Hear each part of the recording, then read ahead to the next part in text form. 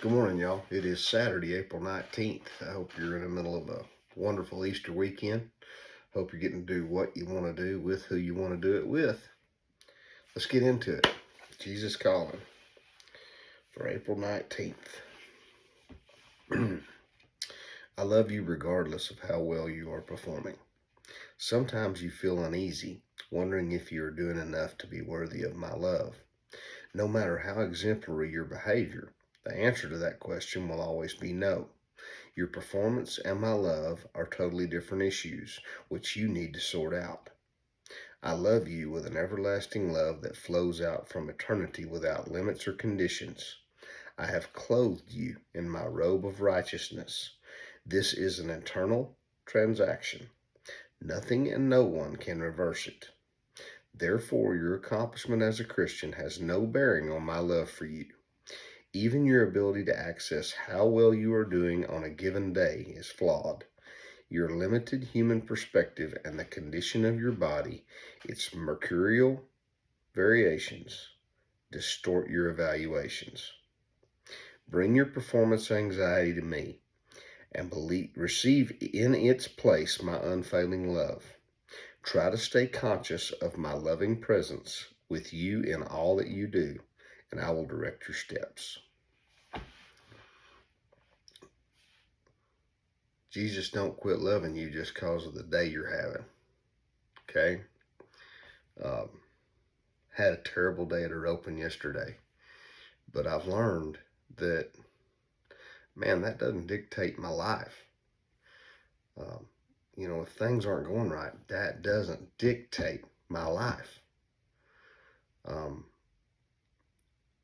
I went through this pretty hot and heavy yesterday with Candace. She wasn't performing like she thought she ought to perform, and she was spun into a I can't, and this, I'm not doing this, and I can't do this, and I can't do that. Now, of course, I'm not Jesus,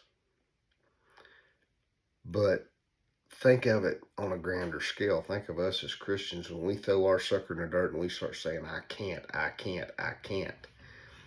As much as he's done for us, as much as he sacrificed for us, how pitiful saying I can't to a person who backs your play, to a God that backs our play every day.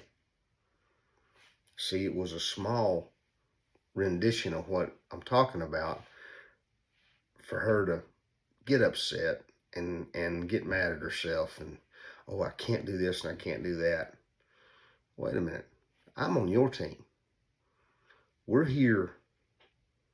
We made the trip. We're at the roping. We're working at it. We're trying to get better. We're trying to get ready to win. That throwing your sucker in the dirt and saying, I just can't, oh, it's just terrible, that's kind of a slap in the face to your partner. It's the same way when you talk to Jesus that way. When you tell him you can't and you're outside of your abilities and you're it's just too hard, it's just too much. He gave his life. What have you given? It's never too hard. It's never too much. All those years ago, right now he's in a tomb, y'all. I think you can stand a bad day. I know I can. Jeremiah 31:3, Isaiah 61:10, Psalm 31:16, and Psalm 107:8 is what it gives for scripture.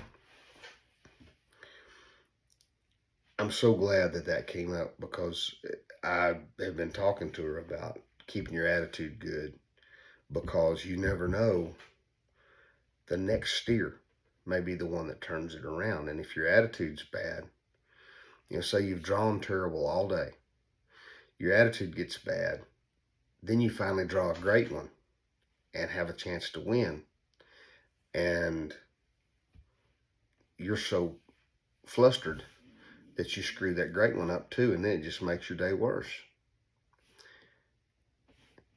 Don't spend so much time in worldly successes or failures that you forget that if you're walking with God or you're walking with Jesus, you're winning.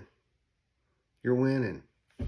Somewhere in a movie years ago, I remember a phrase that has always stuck to me. Are you such a loser that you don't know when you've won? Now that's being harsh, but think about it.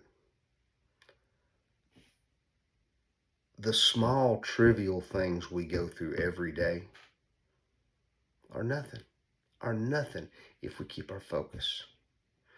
If we get our joy in the morning, kindness, peace, love, gratitude, thankfulness, put all of it together, don't set it down, we are winning the battle. The rest of the stuff is just semantics. It's just the bull that goes along with the day. We will win. Stay focused. And remember, you may be the only Bible a person ever reads, and they're definitely reading it on the bad days. Have a wonderful Easter weekend. I hope you get to do it with who you love. We'll see you tomorrow. Have a great day.